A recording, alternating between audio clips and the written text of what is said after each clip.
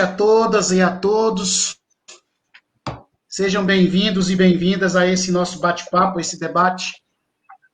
Ainda no âmbito da celebração dos 30 anos do Estatuto da Criança e do Adolescente.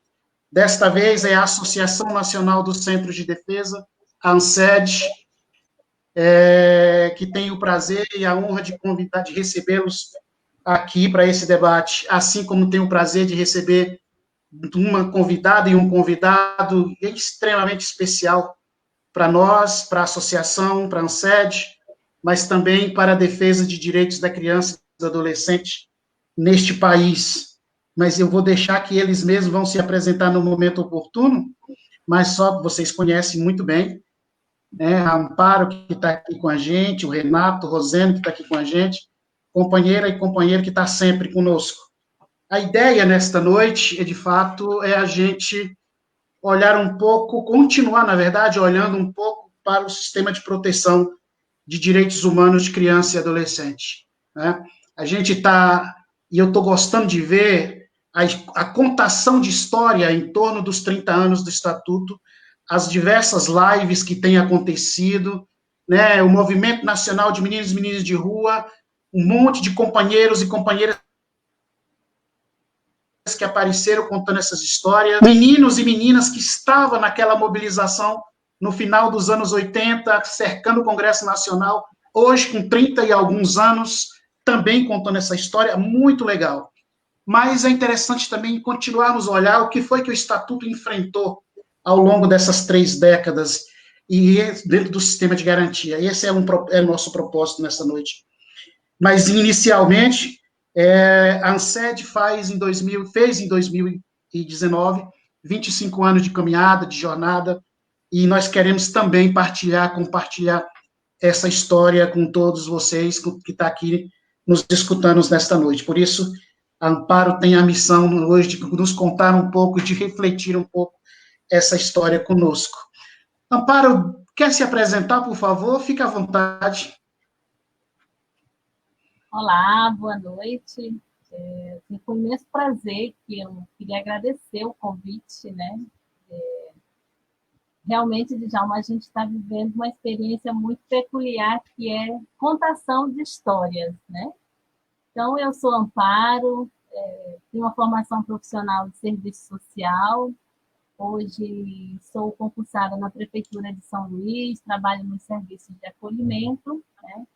E estou nesta luta desde os primórdios das nossas busca em defesa da garantia do artigo 227 e 228 do Estatuto da Criança e do Adolescente, como militante dos direitos humanos de crianças e adolescentes e atuando no Movimento Nacional de Meninos e Meninas de Rua e no Centro de Defesa dos Direitos da Criança e do Adolescente do Maranhão, Padre Marcos Passerini. Então, é um pouquinho do caminhar.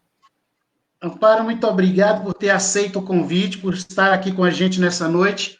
Antes do Renato se apresentar, eu queria dizer que a ANCED, ela tem uma gestão colegiada, e está aqui comigo também, com o Renato e com o Amparo, a Maria Ribeiro, que é do SEDECA Padre Marcos Passerini, no Maranhão, mas ela está aqui meio escondidinha, mas está acompanhando aqui conosco. A Maria das Graças Bezerra, que é do SEDECA Zumbi dos Palmares, em Alagoas, está aqui também, está escondidinha ali, mas está conosco aqui. Eu, que sou do SEDECA Interlagos, em São Paulo, vou mediar um pouco. Paulo Lago, que está nos auxiliando nessa tecnologia, nesse novo jeito de fazer movimento, de fazer debate, de fazer reuniões, e nós estamos aprendendo com isso, viu, Renata? A gente não tem expertise nessas tecnologias, aí a gente está aprendendo mesmo que rápido, porque o momento exige isso de nós. Renato Roseno, você pode se apresentar para nós, por favor?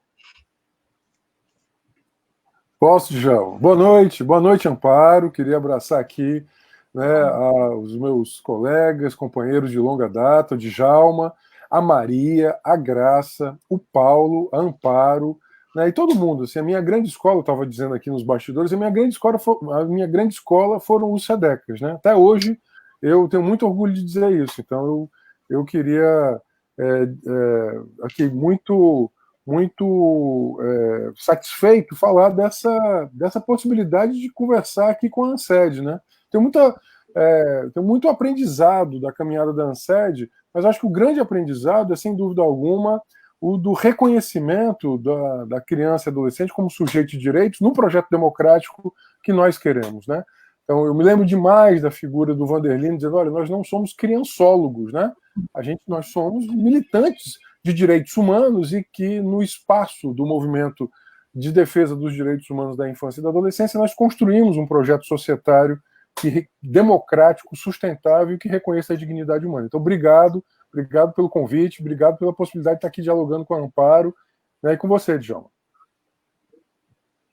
Ô, Renato, que bom que você traz a lembrança de Vanderlinde, porque eu queria aproveitar essa oportunidade e também trazer a lembrança aqui de tantos outros companheiros e companheiras que já se foram, não estão mais aqui conosco neste momento de debate, mas que têm, como você mesmo disse, uma contribuição extraordinária, estrondosa, para essa história que nós agora estamos contando, e temos o privilégio de contar. Bem, pessoal, cada um de vocês tem 25 minutos, né? No final, Renato, vamos começar pela Amparo, entendeu? Depois com você, no final da fala do Renato, aí a gente abre para as questões e para debater as questões que com certeza virão. E a ideia é justamente a gente conversar com tranquilidade. Nós temos uma live de aproximadamente 1h30, depende muito do ritmo do debate que a gente está. Vocês têm 25 minutos, mas pode ser para menos ou pode ser pouquinho para mais, a gente vai, né, controlando um pouco isso aqui.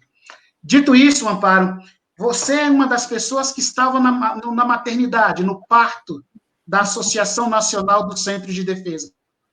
Eu estou trazendo o parto como uma imagem e como uma lembrança, inclusive em homenagem às parteiras tradicionais do Brasil, e no Maranhão eu conheço um grupo fortíssimo delas, e é a imagem que pode representar muito bem também a ANSED, o nascimento da ANSED.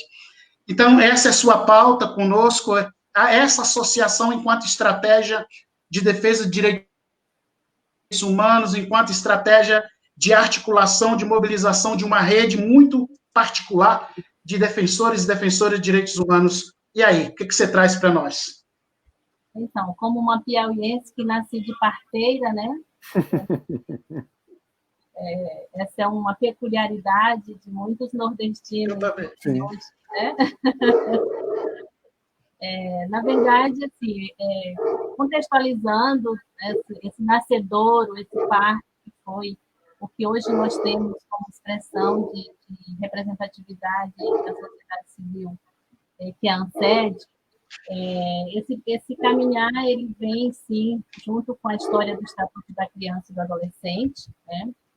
E aí a gente encampa, no início, toda aquela mobilização que iniciou no nosso país em torno da nova Constituinte. Né? A gente partiu desse caminhar, junto com o Movimento Nacional de Meninos e Meninas de Rua, e como você, Djalma, mesmo disse, nós vamos trazer muitos companheiros que não estão mais nesse plano conosco, mas que deram, assim, uma contribuição imensurável para que hoje nós possamos continuar essa caminhada de uma forma tão incisiva e com a garantia que a gente está caminhando para que crianças e adolescentes, de fato, sejam sujeitos de direito. E eu trago logo de pronto Padre Bruno, porque pela proximidade de São Luís com Belém, né, Padre Bruno foi essa expressão que trouxe para junto do Movimento Nacional de Meninos e Meninas de Rua, como é que nós iríamos fazer um processo de garantia de direitos das crianças e adolescentes daquela época, onde dentro do processo da militância e da atuação das organizações, nós não tínhamos algumas figuras que eram fundamentais, que é a essência hoje da ANSED, que é a defesa jurídico-social das crianças e adolescentes. E a gente acabava buscando os parceiros, as organizações mais próximas, e que Padre Bruno trazia isso para a gente, dessa necessidade, da experiência que Belém já trazia em relação ao Centro de Defesa. Então, foi a partir disso que a gente começou essa construção, e o movimento nacional ele trazia isso muito enquanto linha de frente, a necessidade de que as crianças e adolescentes precisavam ter a defesa jurídico-social nas suas violações de direito. A gente vivia numa realidade no nosso país onde muitas crianças e adolescentes eram exterminadas e que o Estado acabava dentro de um processo de omissão onde nada acontecia com os exterminadores, e aí a militância trazia essa discussão de que, operacionalmente, a gente precisava dar voz, inclusive, para aqueles que tombavam ao longo do caminho, né? Então, a partir disso, a gente vem com os centros de defesa, enquanto movimento, trazendo essa mobilidade para uma organização desses entes que traziam essa defesa de garantia de direito, né? E aí os centros de defesa, eles trazem essa discussão junto com o movimento, e aí encampa mais na frente a própria constituição do Fórum DCA Nacional, que traz também a necessidade de que a sociedade civil organizada ela precisava dessa expressão através do Fórum DCA. Então, encampando a luta pela garantia constitucional lá no processo da Constituinte Nacional, e a partir dos artigos que foram postos na Constituição, a construção do Estatuto da Criança e do Adolescente. Nas lives que a gente já teve a oportunidade de trazer e assistir, quantas histórias bonitas a gente tem ouvido, né? E aí eu lembro muito uma das lives bem recentes de Benedito dos Santos, onde ele traz com tanta riqueza de detalhes como foi essa construção, a partir de como nós conquistamos tudo isso. Que, ao mesmo tempo, outro dia eu assisti uma outra live onde uma pessoa dizia, porque o legislador fez assim com o Estatuto. Então, não foi um legislador. Foram tantas mãos, tantas cabeças, tantos corações que chegaram a conquistar o que hoje nós temos enquanto Estatuto da Criança e do Adolescente. E aí, os centros de defesa que já existiam, né, dentro do contexto histórico do nosso país, eles, então, começam essa mobilidade de que no Estatuto da Criança e do Adolescente necessariamente precisava ter garantido às crianças e adolescentes no nosso país o processo de garantir a proteção jurídico-social de crianças e adolescentes a partir das entidades de defesa das crianças e adolescentes. E é lá que os centros de defesa se encontram, se identificam e começa essa construção a nível do país, né? Na linha no eixo da defesa e controle social.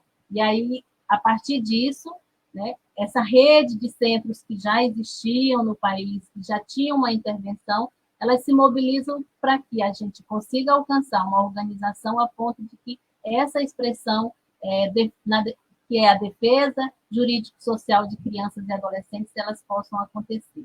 Eu me lembro muito, né, no começo do Centro de Defesa Padre Marcos Passerini, que a gente tinha essa discussão muito forte, porque, essencialmente, e aí o Renato vai trazer para nós essa discussão mais na linha da legislação, mas a gente entendia que a defesa ela não era só jurídica, ela precisa ter uma complementariedade, uma junção, para que a defesa fosse jurídico-social, porque nós estávamos num contexto social que nos exigia isso.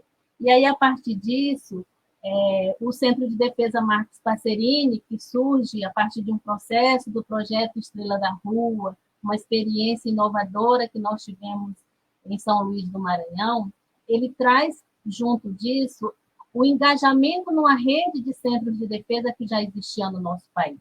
E aí, oficialmente, a gente marca que o Centro de Defesa Marcos Passerini entra nessa história no segundo Encontro Nacional de Centros de Defesa que aconteceu em Vitória, no Espírito Santo, em 91. E aí foi a partir disso que o Centro de Defesa já começa a se articular a uma rede que já existia no país. E a gente não pode assim, perder de vista nessa contação da história os centros de defesa com uma grande expressão. Em Recife, São Paulo, Salvador, e aí, mais uma vez, a gente resgata a contribuição imensurável de Vanderlino, Belém, com o padre Bruno Sec, né? Rio de Janeiro, com a nossa companheira que era maranhense, Eliana Taide, que ela, um pouco da experiência que eu também vivi na minha vida pessoal, ela passou um período no Rio, retornou para o Maranhão, voltou para o Rio, e ela deu essa contribuição muito expressiva, tanto no Centro de Defesa Marcos Passerini, quanto no Centro de Defesa Bento Rubião, onde eu também tive a oportunidade de atuar como profissional, né? Fortaleza, Graça, né? Nossos queridos amigos, Reginaldo, que à época compunha esse processo junto conosco, nesse caminhar para a construção da ANSED.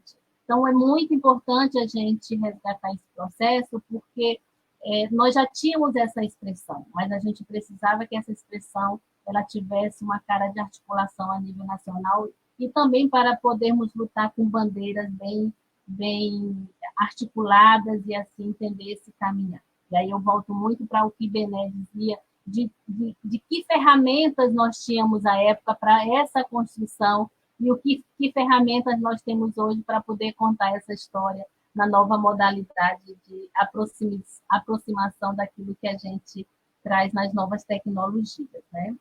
E aí, uma das coisas que a gente pode trazer na linha da história da rede de centro de defesa é de que a gente, então, precisava constituir a ANSED, né? E aí, um pouco trazendo para a história, a Maria, quando contactou comigo e falou desse convite, eu falei, nossa, Maria, que responsabilidade. Ela disse, não, mas teu nome está lá na ata de criação da ANSED. E aí me manda uma foto. De fato, eu estou lá, né, como uma pessoa, né, uma cidadã que, na linha da minha atuação de vida pessoal, também busca essa sociedade de iguais, né, para todos. E aí a gente, então, cria a ANSED em 94, né, lá em Brasília, e a partir disso a gente entende também que nós temos algumas linhas de intervenções, né, e que essas linhas de intervenções, dependendo do centro de defesa, elas tinham algumas variedades, mas elas tinham, de uma certa forma, sintonia e poder intervir de uma forma que isso ecoasse uma intervenção a nível nacional. E aí, tanto no fortalecimento do Fórum DCA, na participação dos conselhos de direitos, o próprio CONANDA, até hoje a gente tem a nossa participação no Conselho Nacional de Direitos Humanos, então essa construção, ela parte. E aí também fazendo parte da história, que eu acho que é um momento que eu participei e que deu um direcionamento também nas intervenções que a ANSED buscava nesse processo, foi a realização do projeto A Sociedade Civil Acelerando o Passo, que foi um projeto executado ANSED e o Movimento Nacional de Meninos e Meninas de Rua. E ele tinha um foco exatamente para que nós tivéssemos uma leitura de como estava sendo implantado os conselhos de direitos e tutelares no nosso país. E eu participei desse projeto junto com vários companheiros do Centro de Defesa e companheiras e do Movimento Nacional de Meninos e Meninas de Rua. Então, nesse processo, eu acredito que o Centro de Defesa começou a construir linhas de intervenções, e que são linhas de intervenções de reconhecimento a nível tanto local como a nível nacional. E o projeto Acelerando o Passo era interessante porque ele buscava a realidade do país. E também foi a primeira vez que a gente ouvia falar no CIPIA, o tão sonhado CIPIA, que hoje a gente continua na busca de que ele venha efetivamente funcionar dentro das nossas buscas de sistematização dos dados da infância e da adolescência no nosso país, né? E uma outra coisa também que os centros de defesa, eles, nessa linha da defesa jurídico-social, para nós é uma marca da ANSED e desse reconhecimento, foram os casos exemplares que muitos centros de defesa atuaram e tiveram na linha de frente. Eu posso, sem dúvida nenhuma, demarcar o caso dos meninos emasculados no Maranhão, que o Centro de Defesa teve essa denúncia acatada na OEA e que hoje tem todo um desdobramento, inclusive até hoje um monitoramento das decisões que foram acatadas a partir que o governo brasileiro acatou a partir dessa denúncia dos meninos emasculados, né? E algumas marcas também que no nosso país, que até hoje a gente precisa demarcar, como a chacina da Candelária, e que ainda hoje cria um movimento, cria uma energia para que a gente continue se percebendo que somos os atores que precisamos agir na linha da garantia de direitos. Porque a questão dessas linhas de intervenções, os centros de defesa eles tiveram algumas questões que eram, de fato, as marcas dos centros de defesa. Dentre elas, a questão da sistematização de dados, né? O Centro de Defesa Marcos Passerini trouxe muitas publicações sobre a realidade das crianças e adolescentes, assassinatos de criança e adolescente. Então, isso fundamentava a nossa intervenção e fundamentava também a luta para que as políticas públicas fossem, de fato, direcionadas a partir de dados reais, sérios, e que mobilizava a intervenção a partir dessas informações para a elaboração de políticas públicas, né? Eu acho que uma outra coisa que é a marca da ANSED, que foi o relatório alternativo do CDC, né, do Comitê dos Direitos da Criança e Adolescente das Nações Unidas, que aí o nosso país continua deixando a desejar, mas a ANSED ela traz isso como a sua responsabilidade e que subsidia o atuar para que a gente consiga esse caminho a partir desses dados, que é a realidade das crianças e adolescentes do nosso país, né?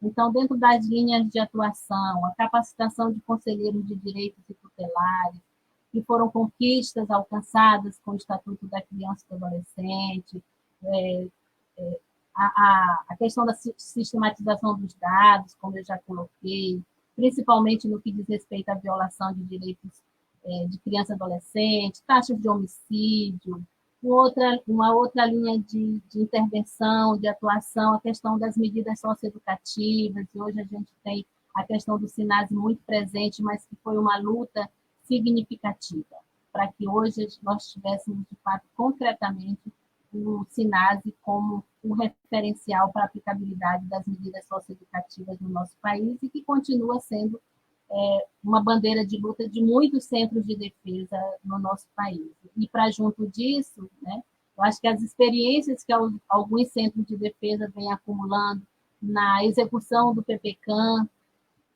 do Programa de Proteção à Criança e Adolescente Ameaçada de Morte, eu acho que foi uma luta de muitos anos e de conquistas que se alcançou e que os centros de defesa trazem essa expertise para execução do PPCAM, e o Centro de Defesa Marcos Passerini, a qual eu faço parte, tem essa experiência acumulada no caminhar.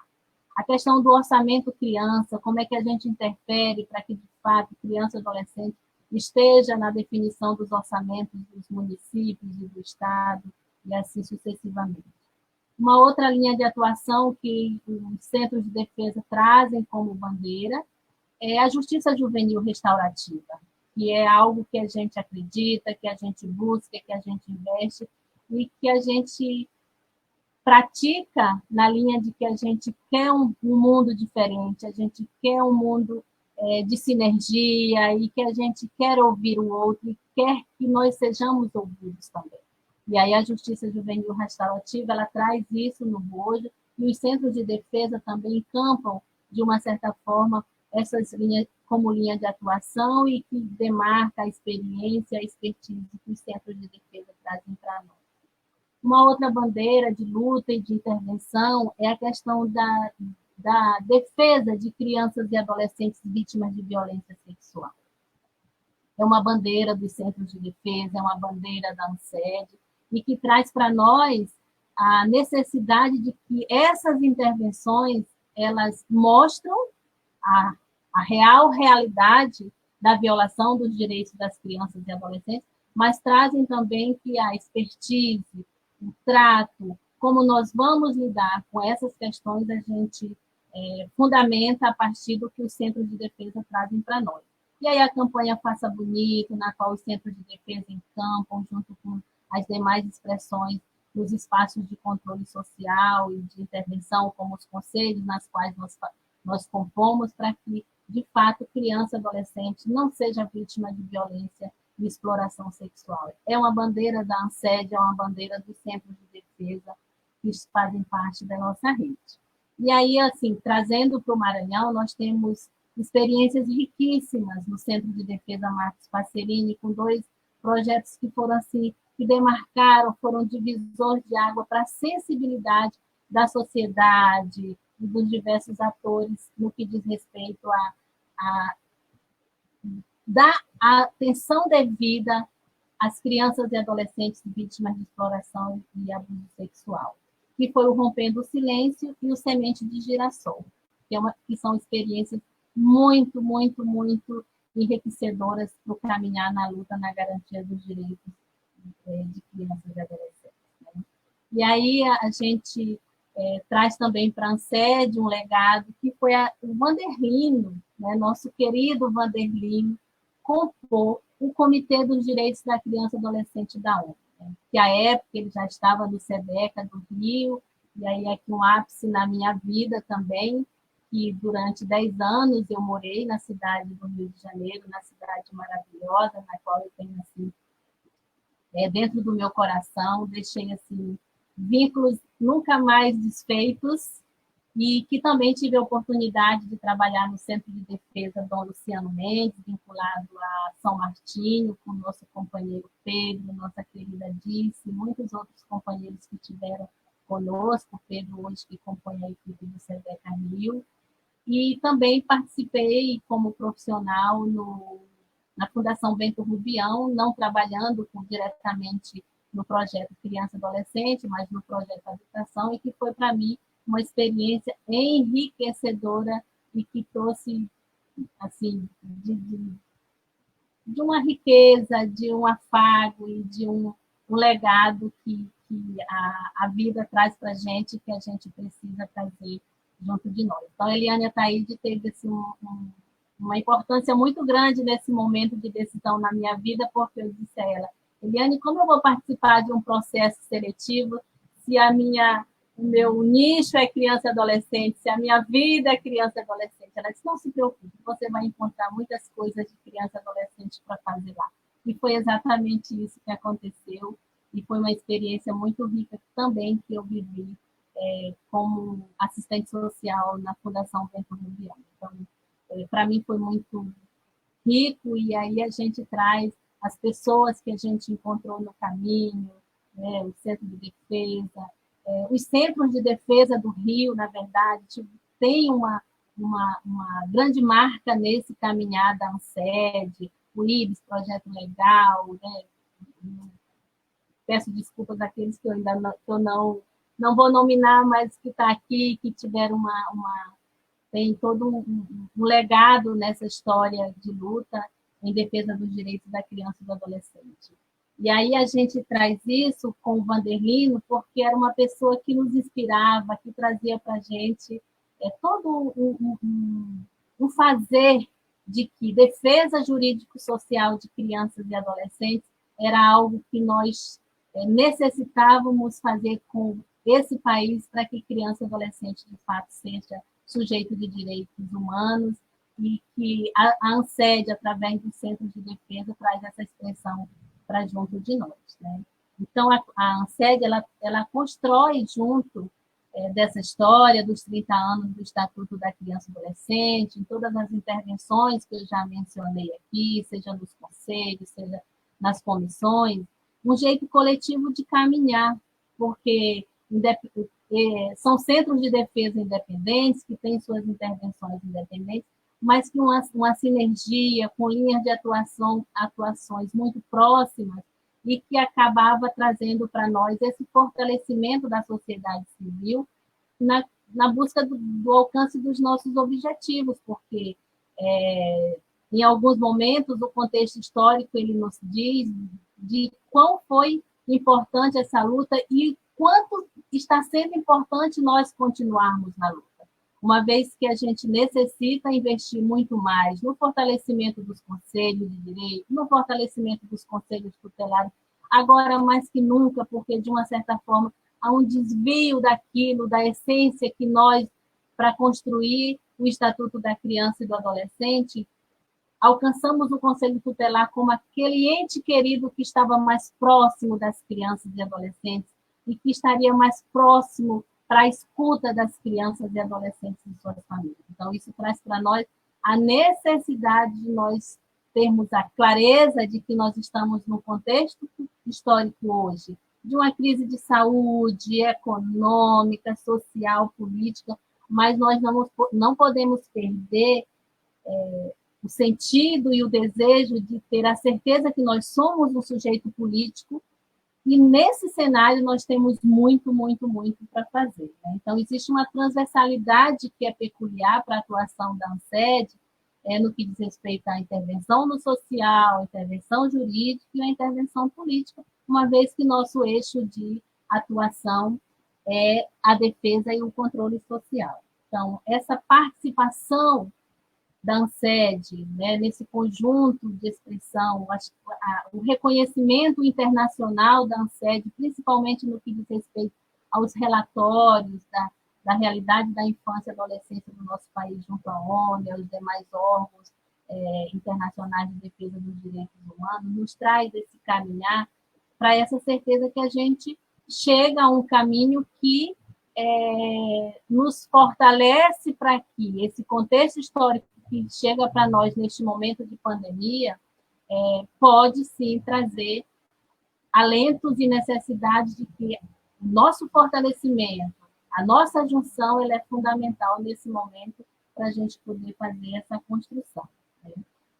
São Luís do Maranhão é uma cidade linda, né? Eu costumo dizer que eu sou uma cidadã do mundo, porque para quem nasceu no Piauí e teve uma experiência linda de viver no Rio de Janeiro por conta de um amor, que hoje está compartilhando a vida comigo no Maranhão, mas é uma cidade chamada Ilha do Amor, de muitos poetas, de muitos reconhecimentos, e na luta nós temos muitos companheiros, poetas, músicos, que nos ilumina, que nos guia nos momentos que nós estamos assim muito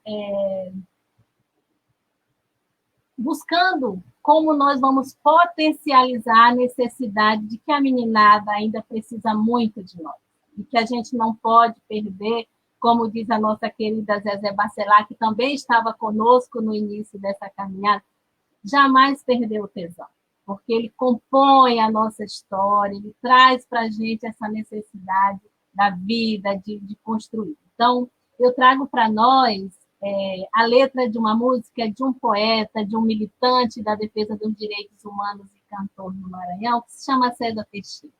Então, ele diz assim: esta nova oração é uma canção de vida, pelo sangue da ferida no chão, que não cicatrizará, nem tampouco deixará de abrir a rosa em nosso coração. E diga sim a quem nos quer abraçar, mas se for para enganar, diga não. E quem nos ajudará, a não ser a própria gente, pois hoje não se consente esperar. Somente a rosa e o punhal, somente o punhal e a rosa, poderão fazer a luz do sol brilhar. Com as bandeiras na rua, ninguém pode nos calar. E diga sim a quem nos quer acolher. Mas se for para nos prender, diga não. Ninguém vai ser torturado com vontade de lutar. Ninguém vai ser torturado com vontade de lutar. E diga sim a quem nos quer abraçar. Mas se for para enganar, diga não. Então, viva nós, viva a ANSED e viva a luta pelos direitos humanos das nossas crianças e adolescentes desse Brasil tão lindo, a qual nós compartilhamos. Poxa, Amparo, você quer acabar comigo, não é? César Teixeira, meu grande amigo, maranhense, oração latina, maravilhosa, Amparo. Bom, são muitas histórias. Aqui no Maranhão. Eu sei. Com isso, não tem como não dizer que a ANSED se consolidou como um projeto político, não? Nesse processo que nós estamos vivendo, sobretudo quando a gente pensa na ANSED no cenário internacional, como, por exemplo, em DNI, como, por exemplo, na rede LAMIC, a gente pensa no acompanhamento da agenda internacional de maneira geral, e o Renato acompanhou demais isso, né, com a gente, a construção do relatório alternativo, o Sombra, como se chama, etc. Obrigado, viu, Amparo? Eu viajaria aqui um bom tempo no que você está trazendo aí. Quero aproveitar e abraçar a nossa rede, que deve estar nos vendo e nos ouvindo, né? Todos os centros de defesa, por aí afora. Renato, você fica agora à vontade para trazer o enfoque que você encontra necessário dentro dessa perspectiva, que para mim é um guarda-chuva, essa questão da proteção, do Sistema Nacional de Proteção, ou Sistema de Proteção, o que é isso, na verdade, que nós estamos dizendo, e eu considero, de vez em quando, isso é um dos enfrentamentos que o Estatuto teve ao longo desses 30 anos, como que ele enfrentou algumas questões para poder sobreviver nessa sociedade que, imediatamente ao nascimento dele, é rejeitado, né, em uma série de situações já colocadas. Seus 25 minutos, fica à vontade, a casa é sua.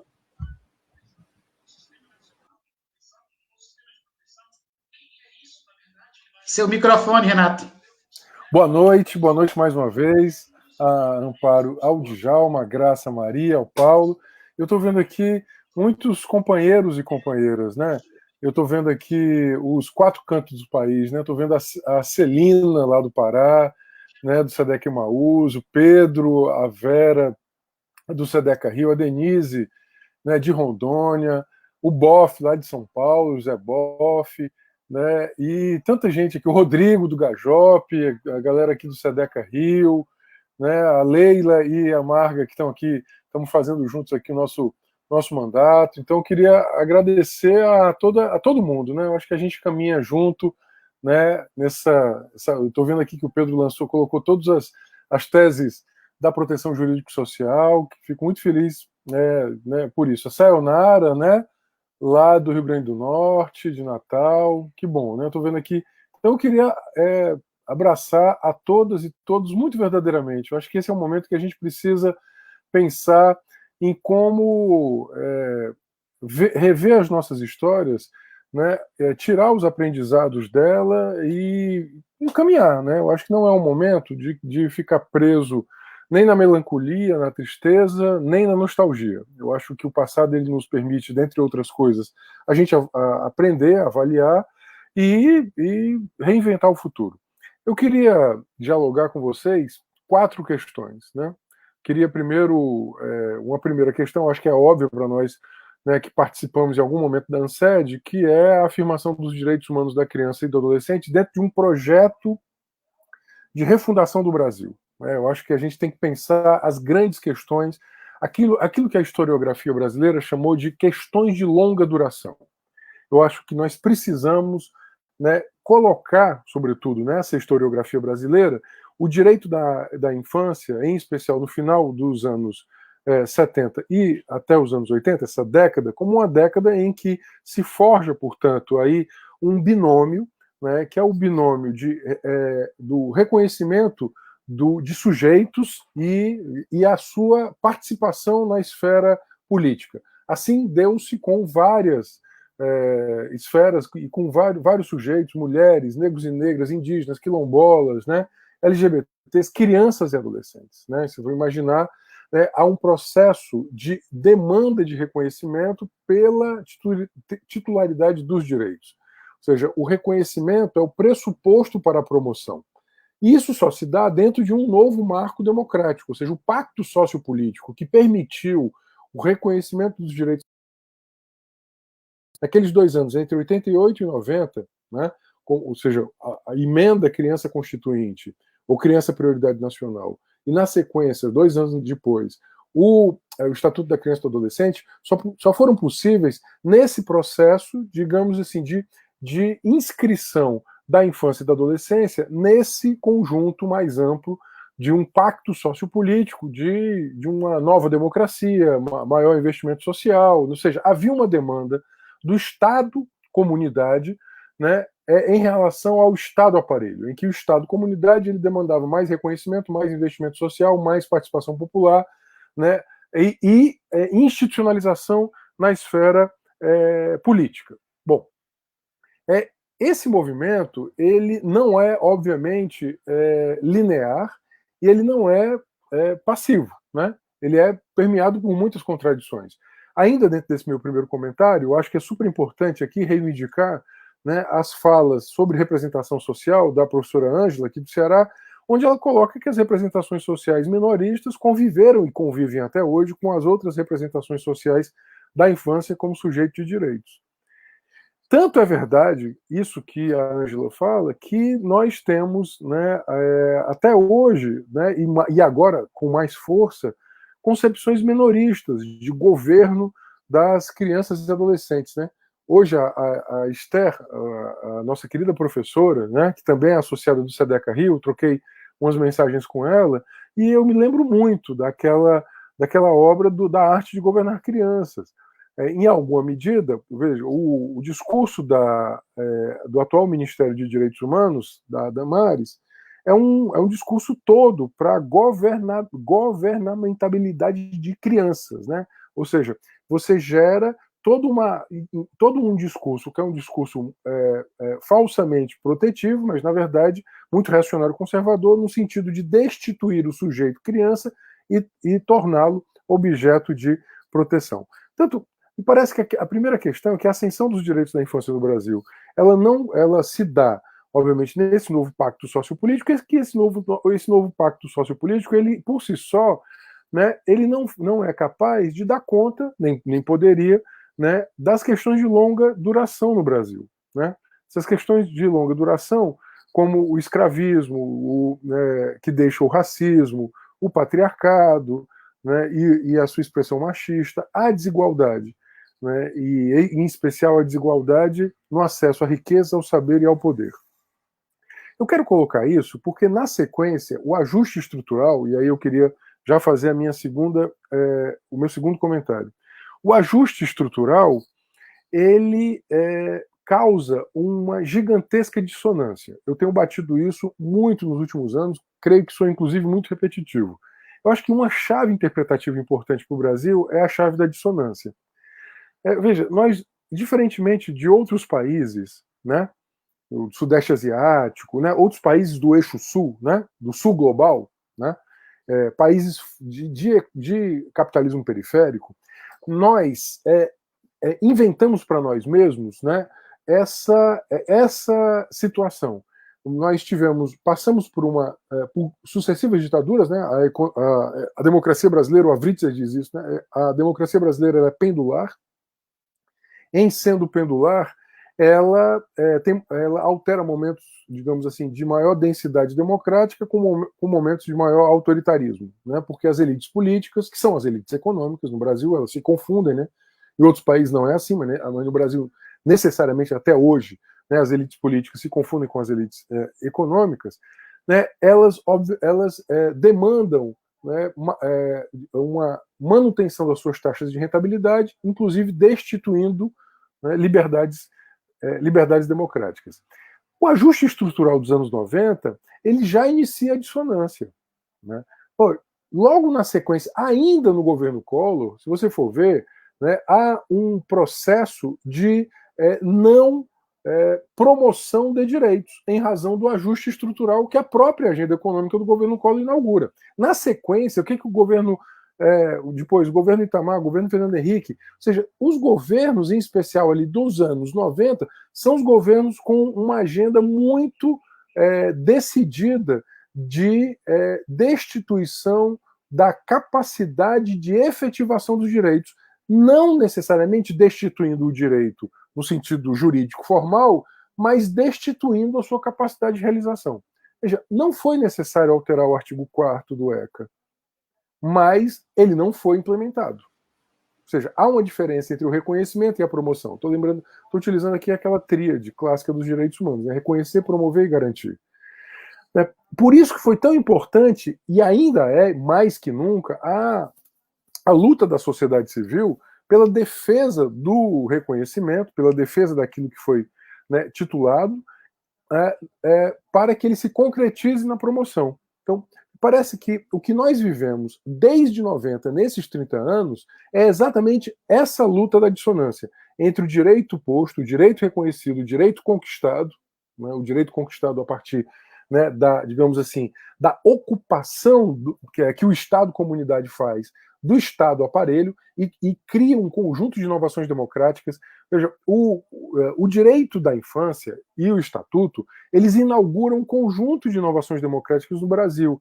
O Conselho de Direitos e o Conselho Tutelar são inovações democráticas gigantescas do ponto de vista das tecnologias de gestão, né, pública. Você imaginar que você vai ter uma política pública vinculante definida num espaço entre sociedade e Estado. Essa ideia é maravilhosa do ponto de vista de, se você for pensar, se houvesse densidade política, né, para, de fato, realizar aquilo a que se propôs, por exemplo, né, os artigos 86, 87 e 88 lá do Estatuto. Né? O Conselho Tutelar, se você for imaginar, que é a primeira, digamos, experiência no Estado brasileiro em que você tem uma instância definida em lei com capacidade de realizar medidas protetivas, portanto, medidas, né, com medidas vinculantes, né, em que essa instância ela é preenchida, né, por escolha direta da comunidade, em que cabe ao chefe do executivo um ato homologatório desta escolha, né, que foi o Conselho Tutelar. Então, há um conjunto de inovações democráticas de uma sociedade cujo sujeito social se traslada como sujeito político, exatamente ocupando o Estado aparelho. Veja, esse momento de transformação do sujeito social para o sujeito político, ele é de uma riqueza imensa. Nós podemos ter vários sujeitos sociais que não adentram a esfera política, né, porque exatamente lhes falta essa capacidade de autoconsciência e auto-organização. O fato, hoje, de termos uma massa gigantesca, né, de milhões de trabalhadores e trabalhadoras destituídos dos seus direitos, não foi capaz de fazer com que esses trabalhadores barrassem, por exemplo, a reforma da Previdência ou a reforma trabalhista. Né? Portanto, o meu segundo comentário era muito sobre a dissonância. Né? Essa dissonância e como a sociedade civil foi se a gente ouve, por exemplo, esse belíssimo relato que a Amparo faz, né? Desde o Acelerando o Passo, né, toda essa linha de memória, que é uma linha de aprendizagem, mas é uma linha, sobretudo, de uma intervenção política muito potente, né, feita de um lugar com muita escala social. Né, ou seja, diferentemente, por exemplo, de um lugar da produção de um conhecimento frio, esse lugar dos SEDECAS, da ANSED, das entidades de direitos humanos, era um lugar, sobretudo, de uma praxis, né, levada aqui, obviamente, o conceito filosófico de praxis muito valente, muito corajosa, porque no momento de ajuste estrutural estavas, obviamente, lutando pela promoção de direitos. Né? E o Brasil vive o ajuste estrutural dos anos 90 de maneira muito, né, cruel, muito trágica, né, muito dura. Vamos pensar que a linha, né, das organizações populares já começou a ser desmontada nos anos 90. Né? Vamos lembrar que até o final dos anos 90 a gente não tinha as taxas de encarceramento que nós passamos a ter do final dos anos 90 para cá. Até 96, por exemplo, o Brasil tinha 170 mil encarcerados adultos. Né? Vamos lembrar que aqueles que militávamos e militamos, né, no campo da justiça juvenil sabem que o aumento exponencial do número de adolescentes privados de liberdade se dá em especial a partir do final dos anos 90. Né? E aí, mais uma vez, a dissonância se apresenta. Você tem um Estatuto da Criança e do Adolescente, que define, dentre outras coisas, marcos conceituais antes da justiça restaurativa ser reconhecida, né, no meio jurídico judicial como uma possibilidade de mediação positiva de conflitos. Você já tinha no Estatuto da Criança e do Adolescente, né, uma responsabilização especial baseada, dentre outras coisas, na brevidade, na excepcionalidade da privação da liberdade. Ou seja, veja como ele era já inovador a seu tempo. Onde é que está a dissonância aí? O populismo penal, né, ele é elevado, né, à condição de política de Estado, em especial sobre a partir das casas parlamentares, dos tribunos parlamentares. O processo seguinte dos governos de coalizão, né, levados a cabo a partir dos anos 2000, que foram baseados, né, naquilo que hoje se convencionou chamar de social-liberalismo, ou seja, uma agenda econômica liberal com a tentativa de expansão de algumas políticas sociais, ele não deu conta também, digamos, de efetivar, né, os objetivos daquele pacto sociopolítico de 1988. Eu acho que o que o golpe contra Dilma faz em 2016, digamos assim, é a pedra de cal contra o pacto sociopolítico de 88. Veja, eu não estou sendo passadista, querendo resgatar aquele pacto sociopolítico de 88 como nosso horizonte para o futuro breve. Mas eu quero dizer que aquele pacto sociopolítico, né, dos direitos sociais do artigo, os direitos fundamentais do artigo 5º, os direitos sociais do artigo 6º e 7º, o conjunto de legislações sociais, como não vieram acompanhadas de políticas de fato de distribuição da riqueza, do saber e do poder para ampliação da garantia de direitos, ele foi minado paulatinamente, mesmo, né, num processo de social, mesmo num processo de social liberalismo. Não à toa, o aumento do encarceramento se dá exatamente naquele processo também do social liberalismo. Portanto, eu acho que isso é muito revelador ainda da nossa tremenda dívida com um projeto societário democrático em que as crianças e adolescentes sejam efetivamente sujeitos de direitos. Bom, digo isso, vou para o terceiro, né, para a terceira reflexão. Esse processo dos anos, final dos anos 90, início dos anos 2000, ele é acompanhado de três, digamos assim, né, expressões que são muito corrosivas dos direitos humanos. A flexibilização dos direitos sociais, a desregulação dos mercados e da capacidade dos Estados nacionais de regular o mercado. Hoje o mercado é que de fato planeja o país, é ele que diz o que o país, os grandes mercados monopolistas, as grandes transnacionais, o mercado financeiro, a gente sabe disso, né? No momento da pandemia, não é à toa que as grandes corporações da tecnologia se apresentam como salvaguarda agora da educação nacional, né? E, ao lado disso, a financiarização. Acende aí um processo de economia que vai atingir de cara os direitos da criança e do adolescente. Essa economia de plataforma. Quais são os corpos mais atravessados pela economia de plataforma? Que é essa economia, né, das big techs, das redes sociais, a economia que transita, né, pelos aplicativos, a economia que transita nos aparelhos móveis, a economia que esta economia, né, que gerou monopólios trilionários, né, como Google, Apple, Microsoft, né, entre outros, e que encontra nos corpos mais jovens os seus principais consumidores. Veja, não são as gerações de idosos as principais consumidoras da economia de plataforma. Os principais atingidos pela economia de plataforma são exatamente as primeiras gerações, a dos nativos digitais. Veja, eu estou aqui conversando com vocês, eu imagino que muitos de nós não é de nativos digitais. Só que hoje esse período, digamos assim, exatamente que coincide com o ECA, em especial, digamos assim, nos últimos 20 anos, é a da monopolização da atenção de crianças e adolescentes pela economia de plataforma. Né, dentre outras coisas, um conjunto de, né, pessoas fala de que estamos também vivendo essa economia da atenção. As crianças e adolescentes nascem já na economia da atenção, né, que vai disciplinar os seus corpos, que vai inclusive individualizá-las.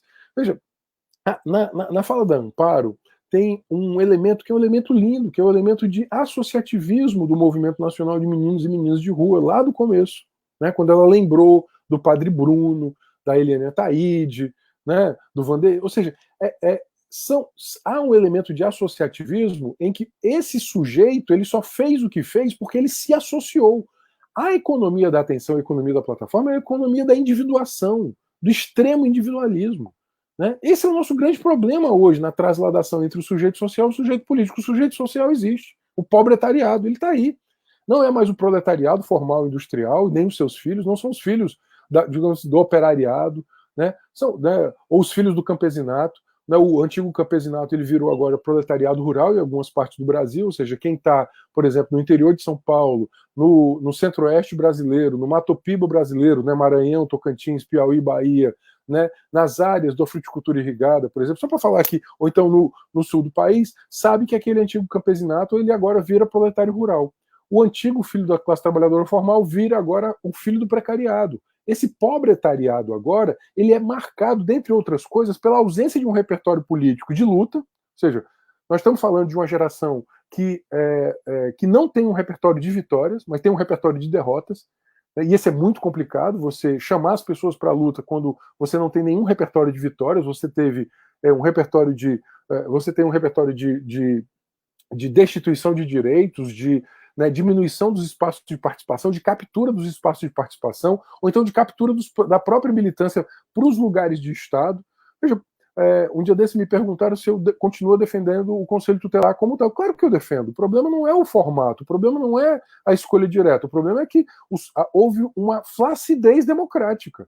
Né? Acho que esse é um aprendizado que nós temos que ter. Não adianta ter o espaço instituído se eu não tenho o sujeito, né, instituinte que renove, revivifique o Estado, o instituído todo o tempo. Acho que essa é a questão central. Né? O instituído ele envelhece na ausência do instituinte. Então, o nosso sujeito político, né, falta, né, nesse momento para ocupar o espaço que o sujeito político de outro momento histórico ele galvanizou, ele conquistou. Né? Portanto, esse é um desafio democrático muito grande. Eu acho que o maior desafio democrático que nós temos hoje, na corrosão dos direitos humanos, é esse da economia de plataforma, é esse da economia de atenção, é esse da individuação extrema, da enorme individualidade, né, de uma sociedade do hiperconsumo, em que outras coisas, né, todos esses corpos eles são capturados pela economia de plataforma, e os corpos dissidentes, a eles dá-se as alternativas infernais. Ou vão para o precariado, ou vão para o cárcere, ou seja, para as instituições totais, ou vão morrer. Né? A morte passou a ser parte, por isso que hoje, né, sobretudo a partir dos filósofos africanos, né, o Mbembe em especial, não só ele, mas ele em especial, se fala da necropolítica. Eu aproveito para falar que hoje é aniversário, né, os 120 anos do Fanon, né, acho que é uma leitura fundamental para a gente pensar hoje também o Brasil. Né, o Mbembe é herdeiro desse pensamento do sul global, em que ele fala dessa necropolítica. Veja, eu moro num estado em que esse ano, né, nós estamos hoje até o dia 15 de julho, né, hoje é dia 21, até o dia 15 de julho, né, morreram 430 adolescentes e jovens de 10 a 19, crianças, adolescentes e jovens de 10 a 19 anos assassinados. Isso dá 2,24 assassinatos por dia. 2,24 assassinatos por dia. Como é que eu vou chamar isso, se eu não chamo de necropolítica? Porque, veja, para onde é que foram esses 400 adolescentes? Bom, eles não estavam na escola, eles não estavam sequer, né, bom, eles não estavam em projeto social, eles são filhos de quem? Eles são os filhos do precariado, os filhos do pobretariado, aos quais, nos territórios aos quais o ECA nunca chegou, não chegou o Conselho Tutelar, não chegou o SUS, não chegou o SUAS, não chegou o CRES, não chegou o CRES, né? Não chegamos nós, inclusive, da sociedade civil organizada, e eles morreram. Então essa é a corrosão democrática. Agora, a economia de plataforma chegou. A economia de plataforma chegou, o aplicativo chegou, a captura dos dados, né, e também a captura das energias. Bom, o meu tempo acaba, eu queria muito, eu só tenho 8 minutos agora, eu queria, esses 8 minutos, fazer algumas provocações. Né? Eu vi que entrou mais gente aqui, né, a Graça Gadelha, Grande Graça, Marquinhos do movimento, a Graça que foi nossa inspiradora aqui no Ceará também, né? O Marquinhos do movimento, de meninos e meninas de rua. Aí eu estou vendo aqui os companheiros do Amapá, do Piauí também, né? Bom, muita gente aqui, muito legal. Pois bem, eu queria agora fazer algumas pequenas provocações a nós. Primeira provocação é a questão da manutenção de algumas pautas que eu repito, de longa duração. A pauta do enfrentamento ao homicídio, né, eu continuo, né, eu acho que é uma pauta fundadora do movimento de infância no Brasil, e é uma pauta, né, mais recente, esse da era democrática, não aquele do passado, mas esse da era democrática. Né? Hoje a professora Ângela estava me mostrando uma CPI de 76, né, sobre o extermínio das crianças, em 76. Então veja como essa pauta é uma pauta permanente entre nós, né? A lamentável, trágica, cruel, né, manutenção da lógica de assassinato das nossas crianças e adolescentes. Eu acho que essa pauta é a pauta que ela tem que voltar com muita força à esfera política. Ou seja, as nossas representações, as nossas falas, têm que ser falas que coloquem esse é o maior problema social, porque ele é exemplar e emblemático, duas palavras que eu aprendi muito na ANSED, né? É exemplar porque ele exemplifica, né, uma realidade que tem larga envergadura e ele é emblemático das nossas desigualdades. Portanto, eu acho que é absolutamente fundamental que nós façamos a denúncia internacional, né, do que está acontecendo. Em alguma medida, veja, hoje a escala de assassinatos, sobretudo no Nordeste do Brasil, ela é maior do que nos anos 80, só que ela é mais invisibilizada. Por que isso acontece? Bom, eu acho que é um processo de naturalização ideológica. A segunda questão que eu queria colocar, né, ainda, é a da não concretização dos direitos reconhecidos pela ausência de políticas sociais, pela ausência de financiamento.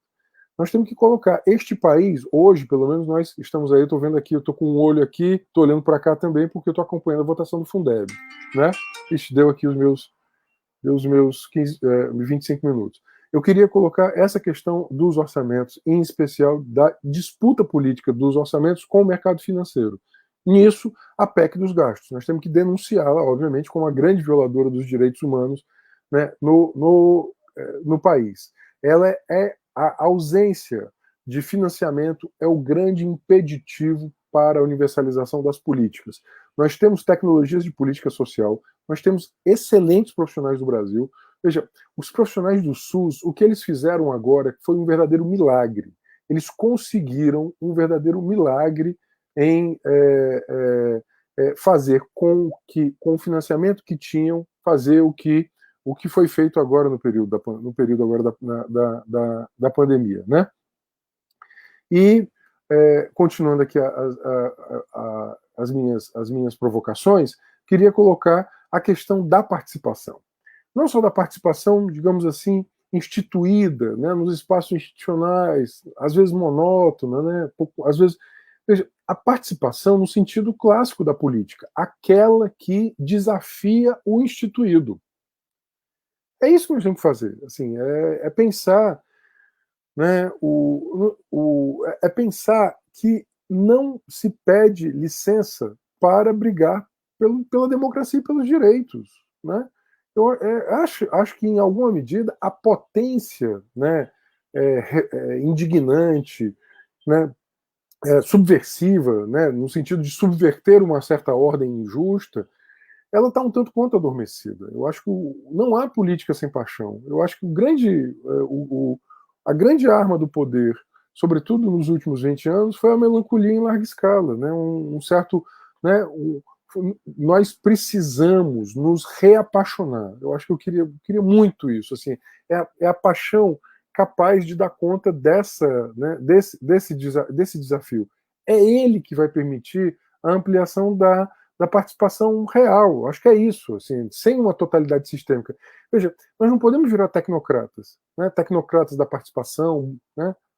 Veja, com todo... Né, com toda a fraternidade, né, com o que eu estou falando isso, eu acho que nós temos que pensar o seguinte, como é que nós, inclusive, fazemos uma avaliação do momento em que nós estamos, em que, em alguma medida, as tecnocracias, né, elas todas nos capturaram muito. Portanto, eu queria deixar esses três movimentos, né?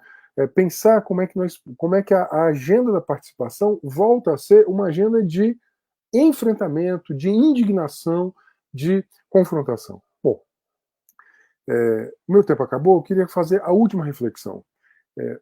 Não acho tão pouco que nesse momento de 30 anos a saudade, por mais nobre que ela seja, e ela é um sentimento super nobre, né, a saudade, a nostalgia, né, a rememorar aquilo que nós fomos, né, vai dar conta do nosso desafio. Sim, sendo muito franco, muito sincero, com todos os companheiros que estão aqui, que eu conheço de longa data, são fundamentais na minha formação como sujeito militante, né, e eu quero muito...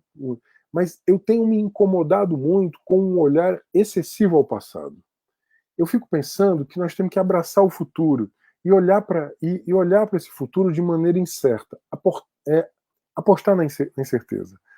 Eu vejo o Islã das Minas, eu vejo as batalhas de rima, eu vejo as rodas de rap, né, eu vejo né, a ocupação das escolas, né, tem tanta coisa potente acontecendo, só que essa potência ela não encontra eco hoje nessas institucionalidades que nós somos. Nós temos que reconhecer isso.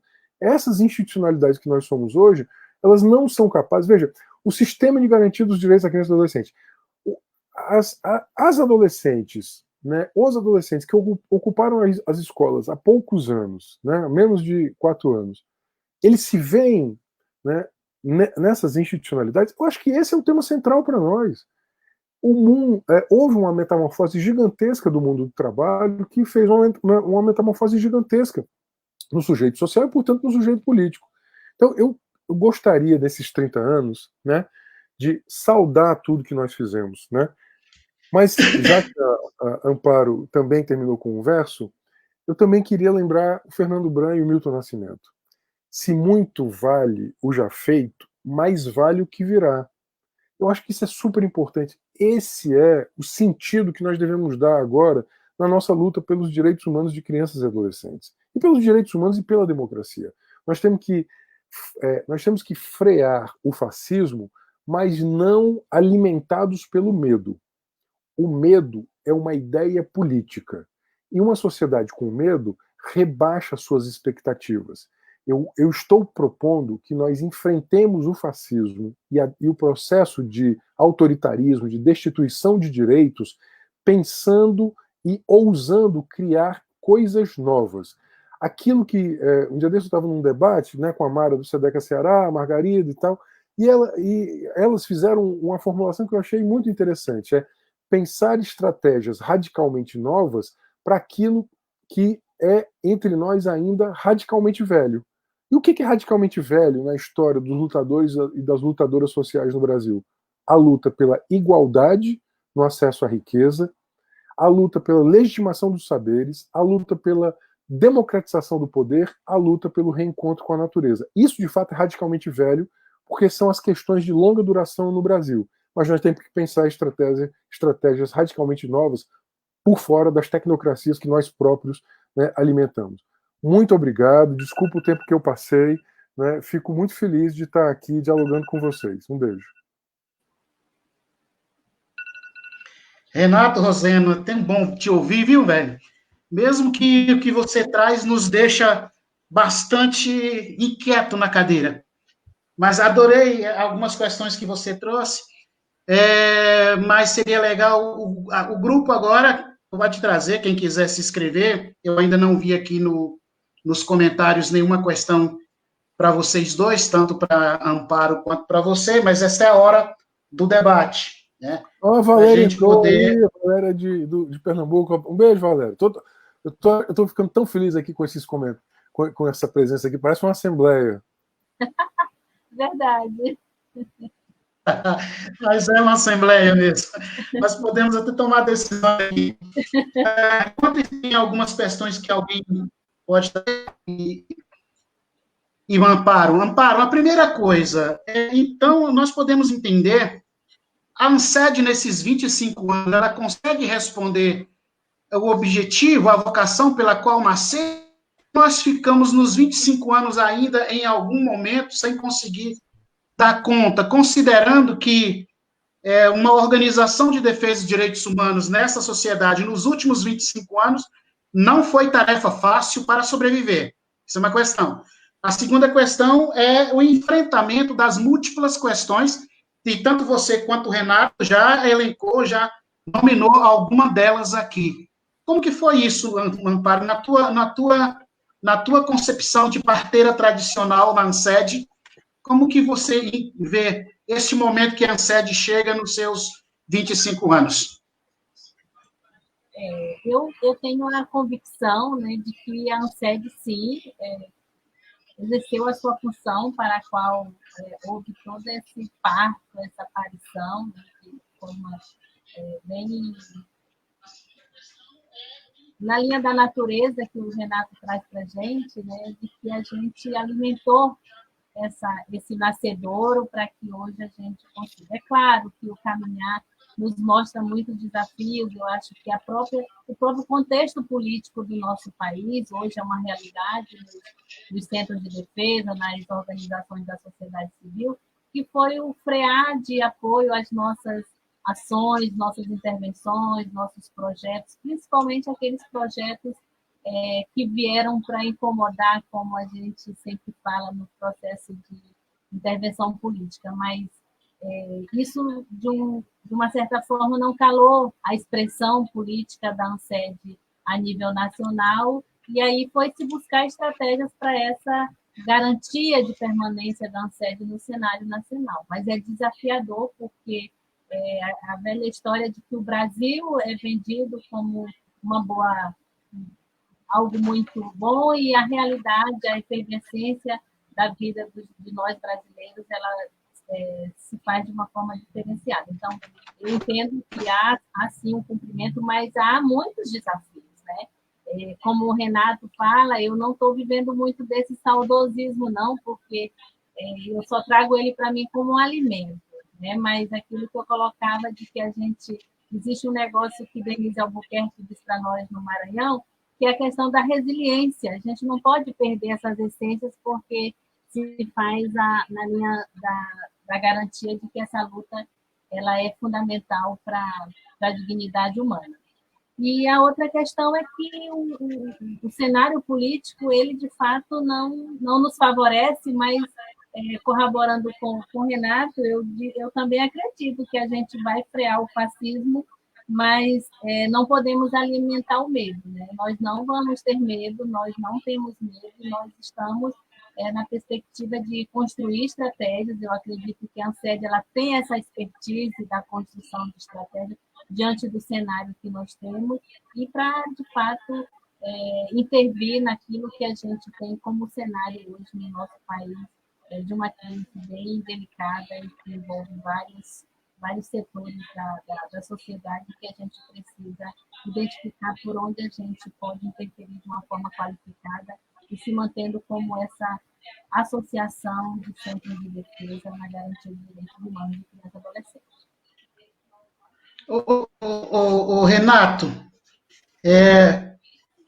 algumas questões que você deixa para a gente, mas sem entrar nessa seara que você mesmo citou, do saudosismo, que eu acho que precisamos usar disso e avançar um pouco no debate, mas essa estrutura, essa ideia de sociedade que você traz, e que é pautada na luta, pautada em uma concepção horizontal de coletivo, de igualdade, etc.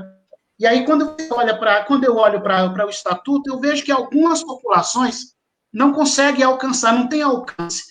Por exemplo, não tem alcance na infância indígena, não tem alcance na infância quilombola, não tem alcance na infância campesina. Como é que a gente, então, estrutura, dentro de uma concepção de participação e de enfrentamento de algumas questões estruturais, em uma sociedade que não tem condições para o movimento fazer isso? Tá, eu vou aproveitar e vou também dialogar aqui com a Tereza, né? A Tereza está dizendo aqui né, como é que a gente olha para o futuro, né? Bom, primeiro eu acho que é reconhecer que os espaços hoje de formação política, eles não estão dando conta da formação política. Acho que a primeira questão é ler o mundo e permitir essa leitura do mundo. Eu acho que eu acho que é necessário avançar em ler o mundo, sentar e ler o mundo, ler as coisas, né? Fazer uma leitura de mundo que dê conta, por exemplo, da precarização das relações, fazer uma leitura de mundo que... Eu acho que isso tem faltado entre nós, né? Eu tenho tentado, né, ler um pouco, sobretudo essa geração. Quando eu vejo, por exemplo, os motoristas de aplicativo, né, os entregadores, eu fico vendo o seguinte, olha, eles todos nasceram após 90. Tem ninguém ali com mais de 30 anos. Esse novo precariado, ele já nasceu sob, digamos assim, a titularidade de um novo diploma legal não realizado. E então não dá para a gente, digamos, chegar a este precariado, né, com as nossas formas políticas tradicionais. Veja, eu sou de uma geração que o binômio partido-sindicato foi o grande organizador das energias antissistêmicas. Esse binômio, me parece que ele não é mais o organizador. Lamentavelmente, a extrema-direita capturou a energia antissistêmica de uma certa parte da juventude. Eu acho que nós temos que dizer o seguinte, olha, os antissistêmicos nessa história toda aqui, na verdade, são os que estão resistindo por saúde, educação, trabalho. Esses sim são antissistêmicos. Eu acho que a questão não é que não haja contradições sociais, é que as contradições sociais não estão sendo politicamente organizadas. Nós precisamos, portanto, gerar um tecido mais, me parece, mais amplo de organização. Como é que nós vamos poder fazer essa convocação para grandes movimentos? Eu fiquei prestando muita atenção nesses movimentos dos 99%, né? Eles deram sementes muito interessantes. Né? Somos 99%. Isso aconteceu na Europa, aconteceu nos Estados Unidos, né? Ou então, por exemplo, as sextas-feiras pelo futuro, né? De jovens da escola. Aqui também teve, pelo menos aqui no Ceará eu presenciei um pouco isso, né? Você tinha estudantes. Veja, são formas de organização política por fora das institucionalidades. Eu acho que a gente precisa olhar isso com muito carinho. Como é que, por exemplo, quando eu olhei as torcidas organizadas e os entregadores de aplicativo, todos eles muito jovens, né, sendo a ponta de lança de processos mais massivos, né, de denúncia do autoritarismo, eu acho assim, olha, tem alguma coisa aí que a gente precisa olhar, né? E eu estou falando disso como alguém que está num lugar, digamos, muito marcado, inclusive pelo esgotamento. Que hoje eu cumpro uma tarefa de mandato parlamentar, né? Obviamente, sei que eu sou minoria absoluta, que eu cumpro uma tarefa lá de ser alguém que denuncia processos, reivindica processos, faz incidência, faz negociação, mas eu reconheço que aquele lugar não é o lugar que canalize as energias antissistêmicas. Eu acho que essa é a questão. Como é que a gente olha o futuro? Eu acho que nós temos que impulsionar processos de auto-organização de base. Não é que eles não existam, eles existem aos milhares. Qualquer periferia brasileira hoje vai ter centenas de coletivos de jovens. Centenas de coletivos de jovens. Muitos coletivos de jovens. Acho, sim, impressionante, inclusive, o gregarismo, né? Muito isso. Agora, me parece que tem uma questão envolvendo, né, leitura, né, a leitura do mundo, a leitura, inclusive, da atual dinâmica da luta de classes. Eu acho que isso tudo é muito importante. Eu queria voltar àquela formulação que a Mara e a Margarida fizeram, né, do novo e do velho. Né? A gente, às vezes, é muito novidadesco ou muito nostálgico. A gente não precisa ser muito novidadesco nem muito nostálgico. Eu acho que o tempo é móvel, a dinâmica da história é mutante. Né? Se tem algo na história que é eterno, é o seu movimento, né? O movimento da história. Né? A história fica todo o tempo se movimentando. E eu acho assim, não olhar o passado, a luta, é isso, né? Não é que antes do bolsonarismo estava bem, ou antes do golpe estava bem, já estava muito mal. As estruturas arcaicas, o arcaísmo do nosso laço social, ele é muito, né, presente entre nós, né? As estruturas arcaicas. Portanto, eu acho que é reavivar pelo que nós lutamos, né? Na Assembleia da ANSED, eu lembrei muito, e eu queria, de novo aqui, quase numa Assembleia, reavivar uma coisa que o Vanderlino me disse quando eu saí do SEDECA Ceará para cumprir outra tarefa, né? Ele me deu uma estatueta da reforma agrária com um belo recado, para não esquecer de onde vem a luta, né? Eu acho isso formidável como símbolo. Assim, se você imaginar o seguinte, como é que nós dialogamos com a nova geração que há uma luta que vem do século XVI, século XVII. Eu estava vendo hoje um documentário sobre Palmares. Eu acho que isso é super importante como processo de repertório existencial e político. Agora, a questão é, quem é que está oferecendo esse repertório existencial e político? Hoje a economia da atenção rouba 18 horas da atenção da gente, em especial dos meninos e meninas. É um negócio impressionante, assim, é uma economia toda voltada. É isso, assim, que essa é a nossa grande tecnologia, a tecnologia de dizer que lutar vale a pena, ler a história junto e propor caminhar junto. Eu acho que esse é o desafio. Não tem receita. Nós temos que olhar o que está acontecendo, acho que colar no movimento que está acontecendo. Tem duas questões aqui, que aí eu junto tudo para vocês dois, porque a Jalusa, Jalusa, tudo bem com você? Ela diz o seguinte, olha, gostaria que Renato e Amparo comentassem um pouco sobre as estratégias de incidência políticas e as alianças possíveis que vislumbra neste contexto atual, para enfrentarmos retrocessos no âmbito do direito da criança e do adolescente. Essa é a Jalusa que traz essa questão. Depois o Toshiro, José de Souza, ele diz o seguinte, estamos com um processo educacional em turbulência de execução antes mesmo da pandemia.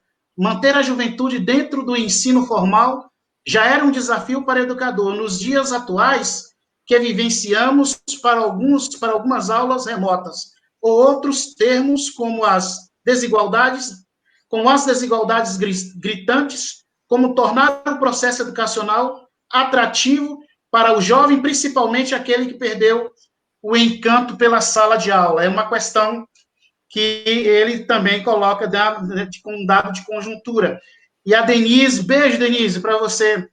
Ela concorda com um debate que está sendo feito, mas diz o seguinte, Renato, alguns autores apontam que a visão de infância moderna não alcança a realidade da infância contemporânea, pois no imaginário social, essa visão é normativa, hegemônica e institucionalizada.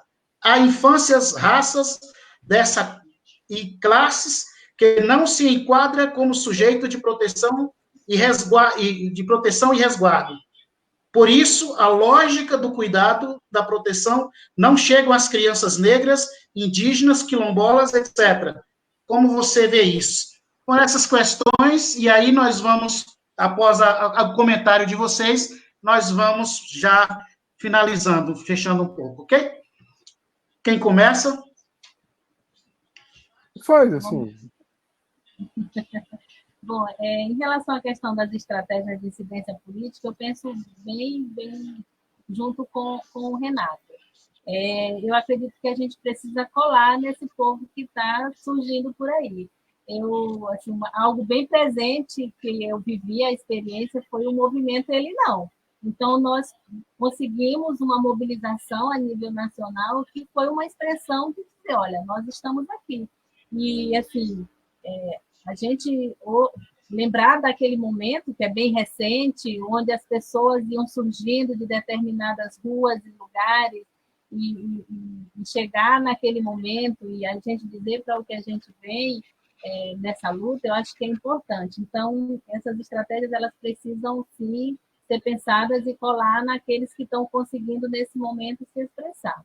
Eu, como uma pessoa que fui formada pelo processo do Movimento Nacional de Meninos e Meninas de Rua, eu acredito muito que a gente tem que colar na meninada. Então, assim, junto com eles, planejando com eles e indo para a rua com eles. Então, acredito nisso, busco isso no meu fazer cotidiano, para que a gente consiga, junto com eles, nesse caminho, e a partir disso a gente também precisa estar muito apropriado do contexto histórico, daquilo que a gente vive. Então, eu entendo que a gente precisa colar junto a esse povo que está nessa linha de expressão e de junção, e aí eu trago essa experiência, a questão, quando nós fomos para a rua bem recente, na PEC da morte, que todo mundo foi para a rua, eu acho que esse processo a gente não pode perder de vista, mesmo no processo da pandemia. Então, a gente consegue chegar a partir disso e construir junto com a meninada. Eu acredito muito nisso e faço disso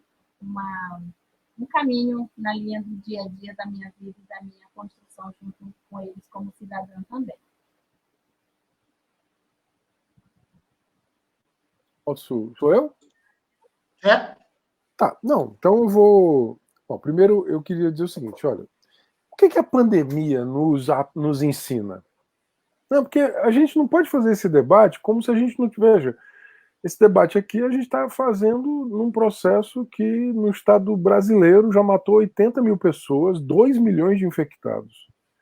Né? Tudo parou, né? O Toshiro falou, sou educador, né? Então, Veja, eu acho que a civilização está em crise. Né? Nem o passado como era, nem o presente como está. Eu acho que essa é a chave da crise da civilização.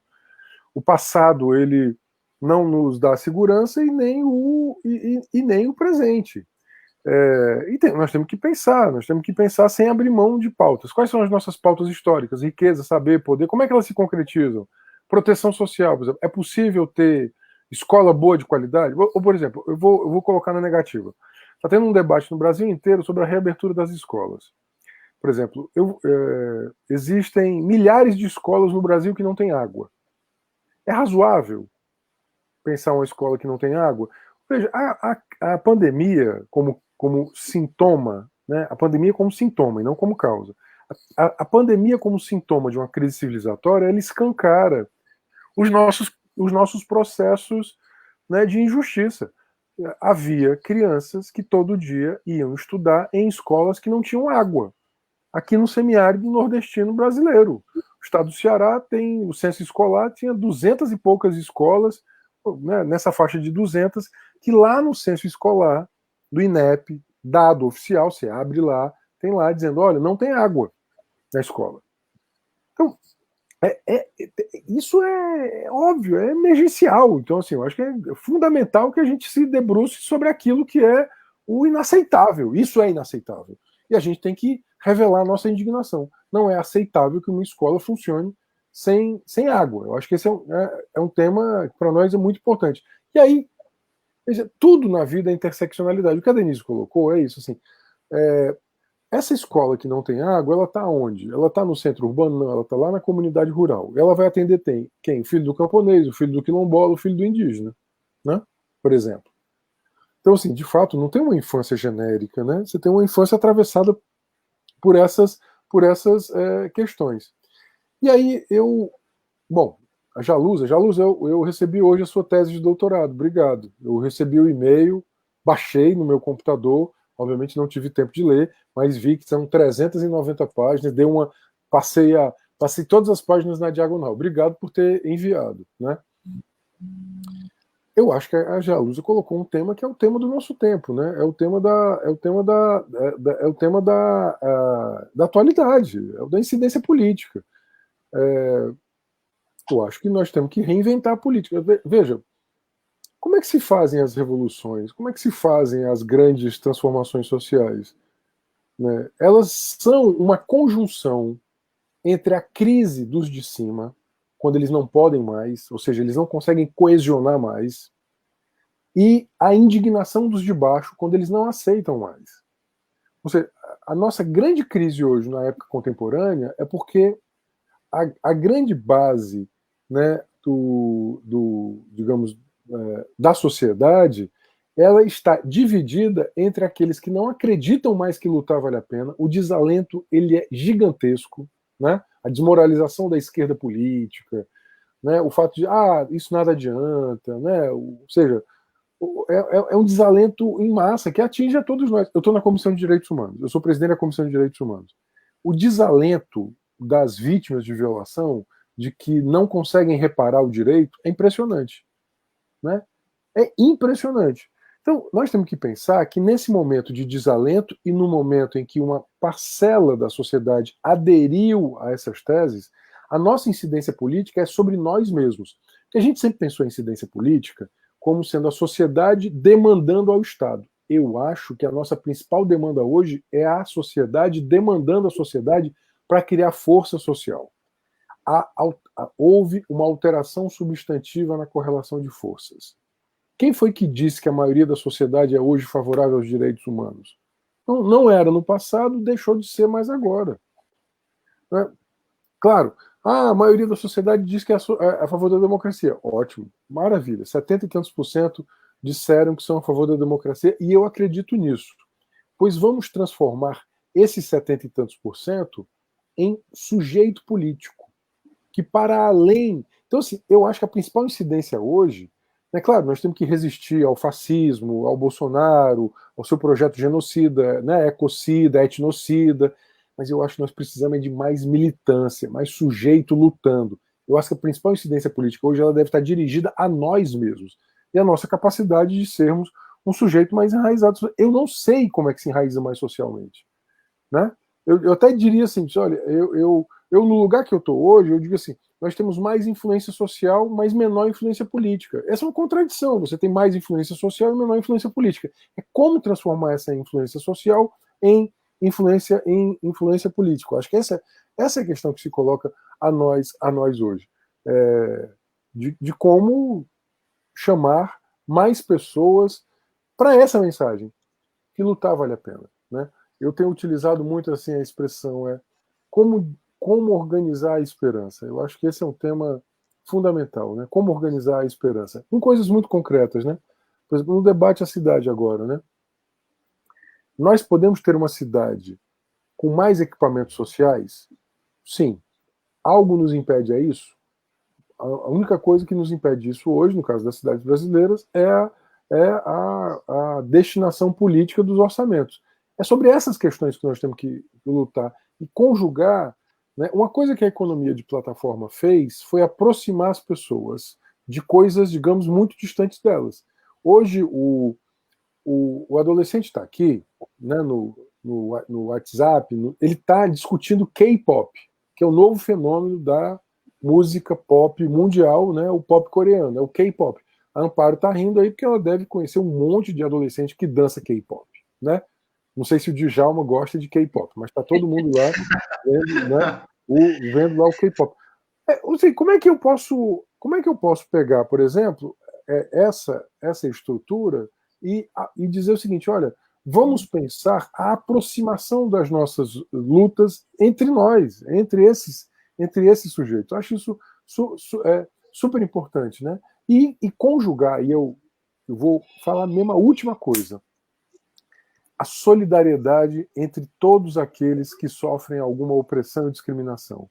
Eu acho que esse sentimento de vinculação solidária, né, mulheres, negros e negras, LGBTs, né, o precariado, ou seja, articular uma incidência política a partir de nós mesmos, uma potência entre nós mesmos, né, a partir da solidariedade dos que estão contra o capital. O que há entre mim e um Guajajara no Maranhão que nos une? É, sobretudo, esse sentimento de que nós estamos contra o mesmo sistema do capital. Eu não sou Guajajara, mas eu estou absolutamente solidário à luta pela terra e pela vida deles. Eu acho que esse sentimento ele tem que ser expandido. Eu acho que essa é a questão central. E o terceiro é a paixão. Né? A paixão pela vida. Paixão pela vida. Não há política sem paixão, do nosso ponto de vista. Né? A paixão pela vida, que a vida pode ser plena. Eu acho que é nisso que eu continuo acreditando. Muito bem, a gente ficaria aqui a noite toda. Eu acho que teria muitos outros assuntos, Renato, mas acho que você vai já nos dever um outro debate, uma hora dessa, para comentar como é que a gente reorganiza a esperança. Eu acho que isso é o caldo da... todas essas perspectivas que você nos provoca, que você traz nesta noite, não apenas em um modelo, em um projeto de sociedade, mas, sobretudo, para a ANSED internamente, você, Amparo, né, traz esta animação, esta esperança dentro da ANSED, reconhecendo o papel, a legitimidade, os problemas que esses 25 anos provocaram, mas que são parte da caminhada, são parte do processo que a gente está vivendo. E, Renato, a gente marca novamente... O bom filho a casa torna, Djalma, tá nas escrituras. O que você acha que todo mundo aqui agora nessa noite... para poder te ouvir também, não é, criatura? Por isso que se a coordenação quisesse pautar aqui um assunto de assembleia, nós oro para poder resolver. Muito bom. Quero agradecer imensamente vocês dois. Um grande companheiro, já me disse uma vez que para um lutador e uma lutadora do povo não há agradecimento, a lutar juntos. Né? Mas quero agradecer mais a colaboração de vocês, o tempo de vocês, a história que vocês trazem, esta ajuda de análise, esse jeito de analisar a situação e continuar. E, por último, dizer uma coisa. Eu também costumo dizer que o Estatuto ele não é filho do Parlamento brasileiro, ele é filho do movimento. Né? E é graças a isso que de fato, anima quando o Renato diz, olha, tem que discutir participação, tem que brigar porque a questão da falta de investimento, porque por conta das políticas de exposição, o enfrentamento do homicídio. Só para dizer a vocês que a ANSED está elaborando, vai colocar nos próximos dias aí, junto com o GT, que discute letalidade, uma campanha onde vai discutir e enfrentar justamente essa temática, Renato, a letalidade no país. É uma campanha tímida, mas é um primeiro passo que a ANSED vai dar agora em 2020 para poder discutir com o seu conjunto. Obrigado a todos que estão aqui, a coordenação que está aqui, Paulo, por essa dedicação, e a gente se encontra na luta. Pessoal, eu aproveito, obrigado Amparo, obrigado Djalma, aproveito assim, entre no nosso site do Comitê Cearense de Prevenção de Homicídios na Adolescência, www.cadavidaimporta.com.br. Cadavidaimporta.com.br é uma experiência importante que nós temos aqui de prevenção de homicídios, né, de produção de conhecimento e produção de recomendações sobre letalidade na faixa de 10 a 19 anos. www.cadavidaimporta.com.br. Um beijo, Amparo, um beijo, Djalma. Beijo, Renato. Muito bom. Beijo, viu? Fortalecer o nosso sentimento de pertença. E somos, sim. Somos parte disso. Obrigado mesmo. Grande abraço para vocês.